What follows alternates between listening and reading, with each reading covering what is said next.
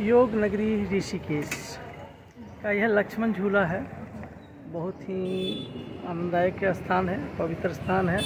पीछे जो है आप देख सकते हैं माँ गंगा पर आ रही हैं पहाड़ों से निकल कर के मैदानी इलाकों में जाने के लिए। और ये देखिए पीछे पहाड़ ही पहाड़ हैं और पहाड़ों के बीचों बीच जो है गंगा माँ प्रवाहित हैं। और यह झूला जो है गंगा माँ का जो दोनों किनारा है यहाँ ऋषिकेश में उसको मिलाती है और पहाड़ों के बीच अवस्थित है। पहाड़ों के बीच से निकलते हुए गंगा माँ जो है मैदानी इलाकों में प्रवेश करती हैं।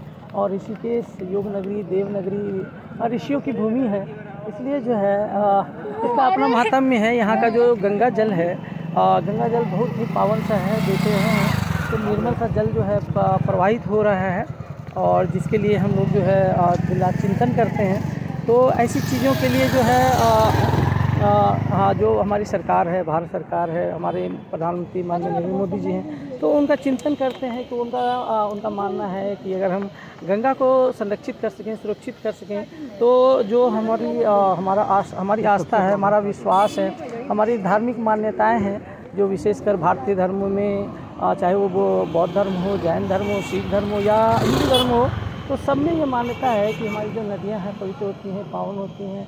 और हर धर्म में हमारे यहाँ के जो भी धर्म हमारे यहाँ जन्मे हैं उन सभी धर्मों में जो है मान्यता है कि नदियों को माँ स्वरूप को पूजा जाता है। प्रकृति का यह अनुपम उपहार है मानव के लिए, अन्य जीवों के लिए भी यह उपहार है। तो इसकी हम रक्षा कर सकें। और चूँकि हम सभी जानते हैं कि औद्योगिकरण के दौर के कारण जो है नदियों की जो स्वच्छता है वह उसका ह्रास हुआ, विनाश हुआ। और जिस कारण से हमने बहुत सारे जो है आपदाएं भी झेली हैं। उन आपदाओं अगर हम प्रकृति के साथ खिलवाड़ करेंगे, प्रकृति के साथ उलझेंगे तो खिलवाड़ ही होगा एक तरह से, और जिसका दुष्परिणाम हमें झेलना पड़ता है। लेकिन ये नदियाँ हैं जिसके लिए सरकार संकल्पित है कि वो इनकी रक्षा करे, इनको बचाए। और इसलिए जो है तरह तरह की योजनाएं, नमामि गंगे परियोजना हो, स्वच्छ भारत अभियान हो या राष्ट्रीय स्तर का जो है स्वच्छ गंगा मिशन, ये सब चलाए जाते हैं। उन सबसे युवाओं को जोड़ा जाता है, समाज के लोगों को जोड़ने की कोशिश की जाती है ताकि जो हमारी नदियां हैं वो सुरक्षित रह सकें, संरक्षित रह सकें। और नदियां सुरक्षित रहेंगी तभी मानव सुरक्षित होगा, अन्य जीव सुरक्षित होंगे।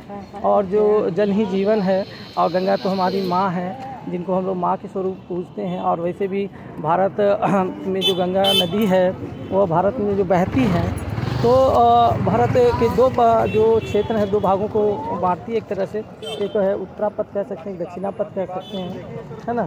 तो ऐसा है, तो इनकी रक्षा के लिए, इनकी सुरक्षा के लिए जो है इनका संरक्षण के लिए। और यहाँ पे चूँकि यहाँ पे औद्योगिकरण नहीं, उत्तराखंड में वैसा औद्योगिकरण नहीं है, इसलिए यहाँ पे नदी बहुत साफ़ सुथरी है।